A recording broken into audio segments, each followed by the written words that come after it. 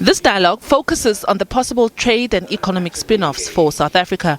All the signatories of this agreement hope that through it their economies will be bolstered.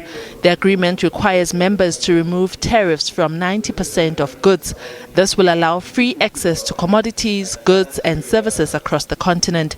South Africa says it is yet to finalise the tariff agreements. We aim to do that by the end of this year and for submission to the heads of state early next year. We also aim to conclude the outstanding rules of origin arrangements. Most of it is done. A few critical areas still need to be done. We hope to finish that this year for submission to the AU heads of government and state early next year.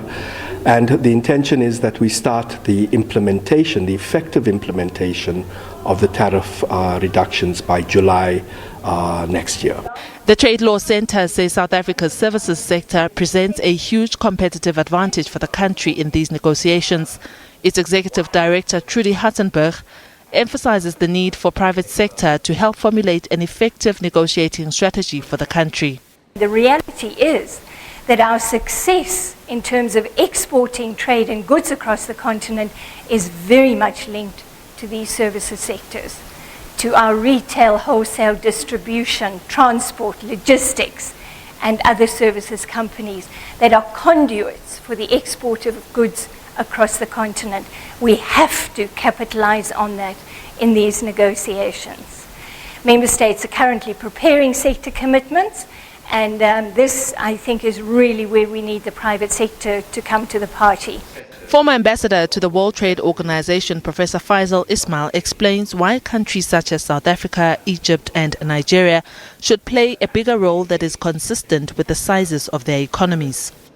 Firstly, we negotiate in a way which takes into account the differences.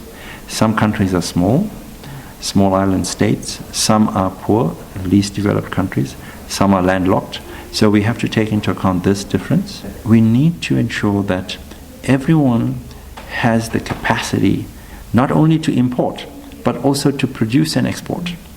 And to do this, they will need assistance, they will need the investment, they will need the technology. As South Africa prepares for the investment conference in November, economist and economic advisor to President Cyril Ramaphosa says the conference will have a session on African regional integration. She says scouting for investment is not only for South Africa, but also for the rest of the continent. I'm also quite excited by the idea of developing regional value chains because, certain level of production innovation only makes sense at large scale. So if you can actually, break up the value chain and different countries focus on certain things, that will, I think, take us forward. It's been a long dream of continental integration, but I think it's finally happening. If we look at the timelines, 2015, the agreement was tabled. 3 years later, it was ratified by at least 28 countries. Much faster rate of progress than WTA rounds or even the formation of the EU. Diabo Seto, SABC News, Johannesburg.